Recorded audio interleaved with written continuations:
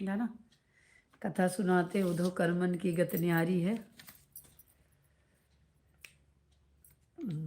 कर्म प्रधान विष करि राखा, जो जस करहि सो तस फल चाखा। कर्म का फल तो भोगना ही पड़ता है।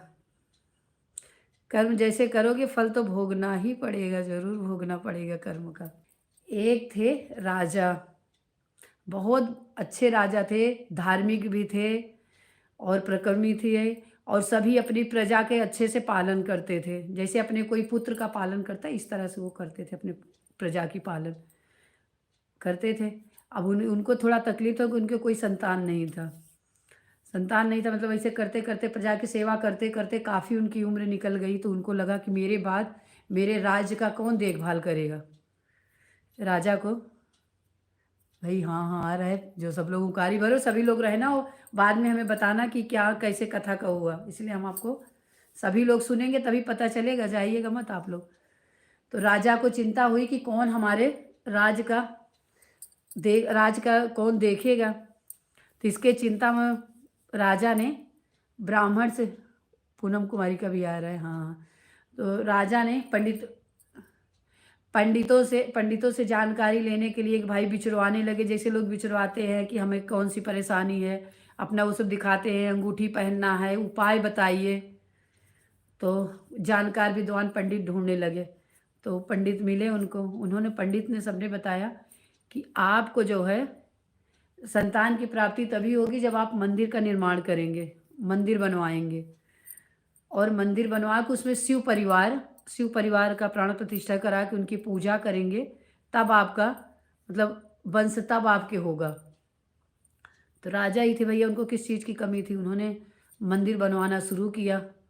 1-2 महीने में उनका बढ़िया मंदिर भी तैयार हो गया, और मंदिर में भगवान का प्राण प्रतिष्ठा करवा दिए। प्राण प्रतिष्ठा करवाए, पूजा करते, सभी लोग पूजा करते थे उस मंदिर में। फिर उस मंदिर के लिए पुजारी भी होना चाहिए, एक पुजारी भी ढूंढे, एक ब्राह्मण को ला के रख दिए पूजा करने के लिए, वेद पाठी मतलब अच्छा ब्राह्मण, जानकार वाला ब्राह्मण आया, वो भी पूजा करने लगा मंदिर में। पूजा करते करते कई साल उनके भी बीत गए। अब उनको राजा को एक मतलब बेटा हुआ। वो बेटा बहुत ही ज़्यादा भाग्यशाली, जैसे किस्मत वाला हर तरह से नहीं होते, वो अच्छा बेटा हुआ। अब बेटे के भी ऐसे ही करते धरते काफ़ी साल, उसका भी अच्छा, उसको पढ़ाए लिखाए, विद्वान उसको भी बनाए, अच्छी शिक्षा दिए। अब लोग आने लगे शादी के लिए। जब शादी के लिए आने लगे राजा के बेटे के, चारों तरफ भाई अच्छे लोगों को परिक्रमा चारों तरफ फैल ही जाता है, कितने अच्छे लोग हैं ये लोग। ऐसे करते करते शादी के आने लगे लोग। राजा ने उसकी शादी किया, लड़के की शादी किया। अब बहू आई, जब बहू आई तो रात में तो थके मांदे थे, सब लोगों ने सो गया। राजा सो गए, उनका राजकुमार जो था उसको नींद आ गई, वो सो गया। अब रानी के दूसरे घर की वजह से उनको नींद नहीं आ रही थी, घूम रही थी चारों तरफ घूम रही थी। उनकी नज़र पड़ी तलवार में, जो राजा की तलवार थी राजकुमार की, वो तलवार में हीरा मोती जड़ा हुआ था, खूब मतलब अच्छी चमक रही थी, अंधेरे में वो तलवार खूब चमक रही थी। तो रानी जो है वो तलवार के पास गई, वो तलवार हाथ में उठाई। जब तलवार हाथ में उठाई तो तलवार एकदम जैसे बिजली नहीं कड़कती, इस तरह कुछ उसमें से कड़क आने लगी, उजाला हो गया पूरा कमरा। तो सोचती जब ये तलवार इस तरह की है तो उसका निकालने का मन हुआ कि उसको म्यान से उसको निकाल लूँ तलवार। हाथ में लेते ही जब वो तलवार उसने निकाला, म्यान से बाहर निकाली तलवार, जैसे तलवार निकाला बिजली से कड़की और राजकुमार के गले में जाके उसका गला कट गया। राजकुमार का गला कट गया। अब वो तो सोचिए अब क्या करें, अब गला कट गया है, अब हमें लोग क्या कहेंगे, अब तो पुलिस भी पकड़ लेगी। मतलब उसको डर सा लगा। रात में उसने कुछ बोला नहीं, किसी तरह कितने कष्ट से उसने रात बिताया। सुबह होते ही महल में शोर मचाने लगी, चिल्ला चिल्ला के रोने लगी, विलाप कर कर के रोने लगी। उसका रोने का आवाज़ सुन के सारे लोग आए, बोले राजकुमार को मार के चले गए, चोर आए थे मार के चले गए। सबने पूछा कि कहाँ किधर गए बदमाश चोर जो आए थे मार के, किधर चले गए? तो बोले कि इधर शिवालय की तरफ गए हैं, शिवालय की तरफ गए। भैया शिवालय की तरफ जब राजा के सारे दूत जो है शिवालय की तरफ गए, जब शिवालय की तरफ गए तो वहाँ वो ब्राह्मण पूजा करते हुए मिला। तो उसने बोला कि हमने मतलब हम नहीं मारे राजा को, मैं वहाँ गया नहीं हूँ, लेकिन उनकी बात कौन मानता है? उनको पकड़ के ले जाके कारागार में डाल दिया।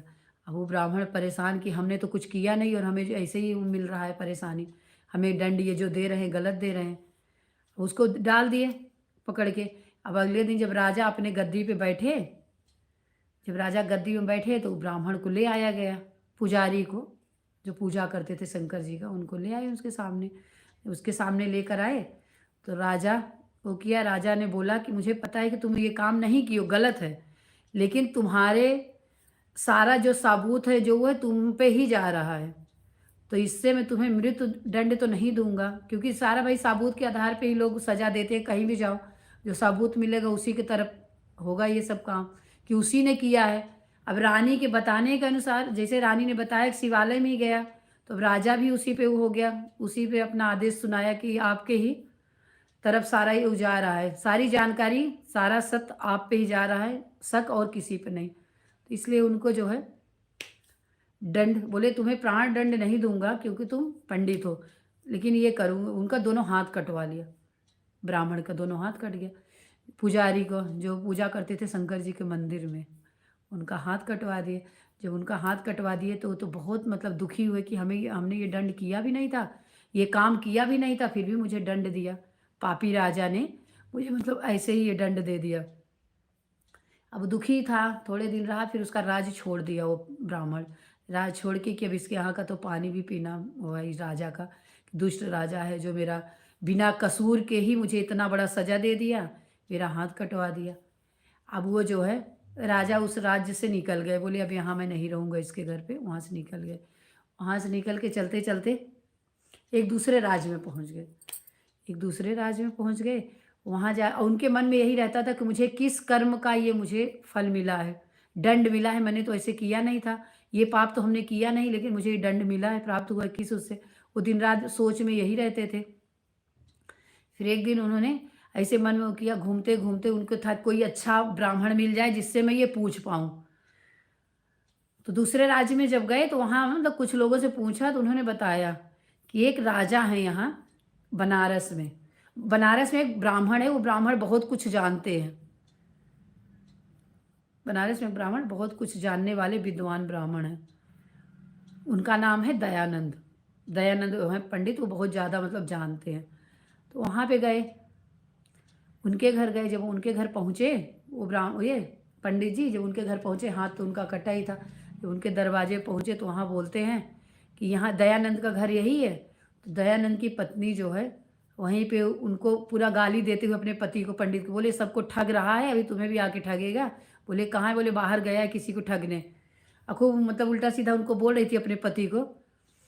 तो वो सोचा कि भाई इतना बड़ा ब्राह्मण, मतलब इतना जानने वाला, वेद जानने वाला, सब कुछ है ये, और इसको, इस पे भी इसकी पत्नी इतनी गाली दे रही हैं। फिर भी बोले बैठ जाओ यहाँ पे, अभी आएंगे तो पूछ लेना। तो वो बैठ गए, बोले चलो बैठ जाता हूँ। बैठ गए वहाँ। अब सोचने लगे, थोड़ी देर बाद वो आए पंडित जी, दयानंद पंडित जी आए। तो दयानंद पंडित जी बोले कि बताओ भाई आप का मतलब किस उससे आए हैं, किस उद्देश्य से हमारे पास आए हैं। तो जिनका हाथ कटा था वो ब्राह्मण बोले भाई हमारा तो छोड़ो, आप अपना बताओ, आप पहले बताओ, मैं तो अपना भूल ही गया हूँ, आप बताओ। आपको जब आप इतना सब कुछ जानते हैं तो आपकी पत्नी आपके ऊपर इतना नाराज़ रहती है, आपको इतना उल्टा सीधा बोलती है, गाली देती है, तो आप इनके बारे में मुझे बताओ। जब आप इतना जानते हो बे, तो आप अपना पिछला जन्म भी बता सकते हो, मुझे बताइए कि आपका आपकी पत्नी ऐसे क्यों है। तो बोले अरे जाने दो, ये पत्नी है, क्या है, क्या बताएं अपनी पत्नी के बारे में। बोले नहीं बताओ पत्नी के बारे में, कि पत्नी कि क्यों आपको इतना गाली देती है, क्यों ऐसे बोलती है। तो बोले भाई ये पत्नी जो है हमारी पिछले जन्म की, हमारी ये दुश्मन जैसे नहीं होते, कि मैंने इसको बहुत सताया है, बहुत इसको सताया, और मैं अपने वेद के बल से मैं जानता हूँ कि मेरी पत्नी है, और पिछले जन्म में मैंने इसको बहुत दंड दिया है, बहुत सताया है, वही बदला लेती है मुझसे, इसीलिए ये मुझे गाली वाली देती रहती है, जो मन में आता है बोलती है, और मैं कुछ नहीं बोलता हूँ। मैं इसीलिए नहीं बोलता हूँ कि चलो कोई बात नहीं, मैंने इसको पिछले जन्म में सताया है तो ये अभी मुझे सता रही है। थोड़े दिन बाद जब मेरा वो ख़त्म हो जाएगा, जितने दिन मैंने इसको सताया है, तब ये अच्छी हो जाएगी, ठीक हो जाएगी।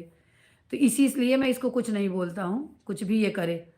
और वो पत्नी अपना सुनाई जाती है राम कहानी खोल के। एक बार जब होता है पंडित जी को, कभी खाना नहीं देना, कभी कुछ नहीं करना, कुछ ऐसे बोलती रहती है। और वो पंडित जी कुछ भी नहीं बोलते, क्योंकि उनको पता है कि पिछले जन्म का तो कर्म भोगना ही पड़ता है भाई। तो पत्नी भोगा रही, हम भोग रहे हैं, तो ऐसे चल रहा है। फिर ऐसे करते करते पंडित जी जो है बोले कि आप बताओ, आप किस लिए आए हो? ब्राह्मण देवता, आप इतनी दूर से क्यों आए हो? आपका हाथ ये क्यों कट गया? बोले हम क्या बताएं? अपना सारी दास्तान बता दिए कि वहाँ ऐसे ऐसे हुआ था, मैंने कुछ किया भी नहीं था, बिना किए ही मुझे ये दंड मिला है।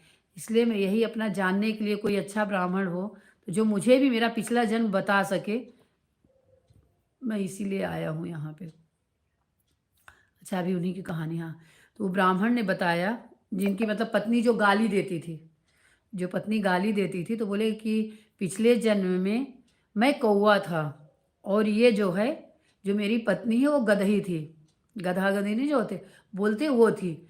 और मैं इसको बहुत सताया हूँ, क्योंकि ये जो गधी बनी हमारी पत्नी थी पिछले जन्म की, उसके पीठ पे फोड़ा हो गया था। उसके पीठ पे फोड़ा हो गया था, और मैं कौवा था, और ये अपना घास ओस चरती रहती, तो मैं पेड़ पे बैठा रहता था। तो इसके पीठ में जो फोड़ा हो गया था, फोड़ा हो गया था, तो मैं उसको जो है, इसके फोड़े को मैं मतलब जा जा के उसको उस पर टोट मारता था, अपना चोंच मारता था, तो इसको जो है दर्द होता था। और एक दिन इतना ज़्यादा हमने इसका वो किया कि पीठ पे, कि मेरी चोंच जाके इसके उसमें फंस गई, रील के हड्डी में। रील की हड्डी में जाके चोंच फंस गई। बोले इसको बहुत भयंकर मतलब दर्द हुआ, असहाय दर्द। दर्द से ये व्याकुल होके, इसको कुछ नहीं तो दर्द से व्याकुल होके गंगा नदी के किनारे, गंगा नदी के किनारे वो घास चरती थी, ये पेड़ पे बैठे रहते थे। बोले उस दिन उसको असहाय जब दर्द हुआ, हमारी चोंच भी नहीं निकल रही थी, फिर उसने जो है, जब उसको असहाय दर्द होने लगा तो गंगा जी में चली गई कि कौवा उड़ जाएगा। जब गंगा जी में गई तो डूब गए, तेज बहाव को वजह से दोनों डूब गए, कौवा भी और गदही भी दोनों डूब गए। जब दोनों डूब गए तो इस जन्म में वही पंडित पंडित के घर में वो जन्म लिया, तो ब्राह्मण और उसी की पत्नी बन के आ गई। तो ये दोनों, उन दोनों की कहानी पिछले जन्म की। इसीलिए वो पंडितानी जो है इनको खूब गाली देती हैं, और पंडित जी को पता है कि हमने इसको पिछले जन्म में इतना तंग किया है, इसीलिए ये ऐसे मुझे कर रही है। तो चुपचाप सहते हैं कि जब मेरे पाप का, वो पिछले जन्म का जितना हमने इसको सताया है, वो जब पूरा हो जाएगा, तो ये फिर मेरी पत्नी एकदम मुझे मतलब ठीक हो जाएगी, अच्छी हो जाएगी। ये कर्म पिछले जन्म के उनके थे। और ये जो साधु जिनका हाथ कट गया था, वो गए जो पूछने के लिए, भाई मेरा भी बता दीजिए कि मैं क्या कष्ट किया हूँ जो मेरा आज हाथ कट गया है। तो उन्होंने बताया, उनका पंडित जी, उसका भी पूर्व जन्म को बताया। बताया कि आप जो है एक मुनि थे, एक मुनि थे, और बहुत मतलब अच्छे सच्चे सच्चा बोलने वाले मुनि थे। सच्ची बात बोलते थे, कभी झूठ नहीं बोलते थे, बहुत तपस्वी थे। जंगल में आप कुटी लगा के आप रहते थे, और कभी भी मतलब कभी झूठ नहीं बोले थे। तो एक दिन आप पूजा कर रहे थे, तो एक गाय, एक गौ माता आके आपकी उसमें कुटी में, गौ माता आई, और उसके पीछे पीछे एक कसाई आया। एक कसाई आया, तो कसाई आपसे पूछा कि इधर आपने गाय को देखा है? कसाई गाय को दौड़ा रहा था। कसाई जो है वो गाय को मारने के लिए दौड़ा रहा था, और मुनि वहाँ पूजा माला जप रहे थे। और कसाई ने पूछा मुनि से कि इधर गाय आई है, तो मुनि क्या करें कि मैं कभी झूठ नहीं बोला हूँ। बोले अगर झूठ बोलता हूँ तो मेरा धर्म नष्ट हो जाएगा, अगर मैं बता देता हूँ तो गाय को हो जाएगा, मतलब गौ माता को मार देगा ये कसाई। लेकिन उन्होंने अपना जो है पाप के लिए नहीं, अपने मतलब कर्तव्य का, कि मैं झूठ नहीं बोलूँगा, उसका उन्होंने साथ दिया। तो उन्होंने गौ माता को बता दिया कि इधर गई है, उनका हाथ जो है, बोले इधर गई है गाय। तो उन्होंने बता दिया।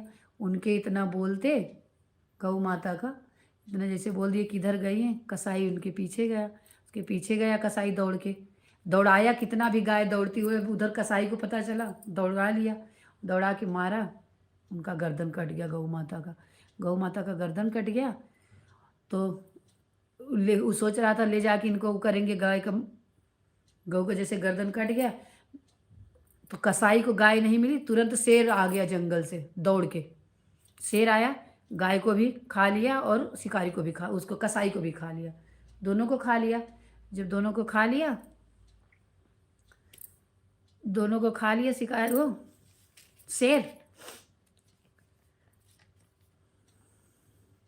तो गौ उसको खाने के बाद तो पंडित ने बताया कि जो राजकुमार था वो कसाई था, कसाई बना और जो कन्या थी, जो कन्या उनका गला काटी थी, वो गाय बनी। और जो जिसका हाथ कटा था वो वही मुनि थे जिन्होंने हाथ से बताया था कि गाय उधर गई है। जिनका हाथ कटने का दंड राजा ने हाथ कटवा लिया था, तो उन्होंने, वो मुनि हैं। जिनका हाथ कटा वो मुनि, और जिसका गला कटा वो कसाई, और जिसने काटा वो गाय। तो ये तीनों जो है पिछले जन्म का कर्म उन लोगों को भोगना पड़ा। ये है पिछले जन्म का जो इस जन्म में भोगना पड़ता है। तो किसी के भी हो पिछले जन्म का कर्म तो भोगना ही पड़ता है, बिना भोगे तो उनका वो नहीं है।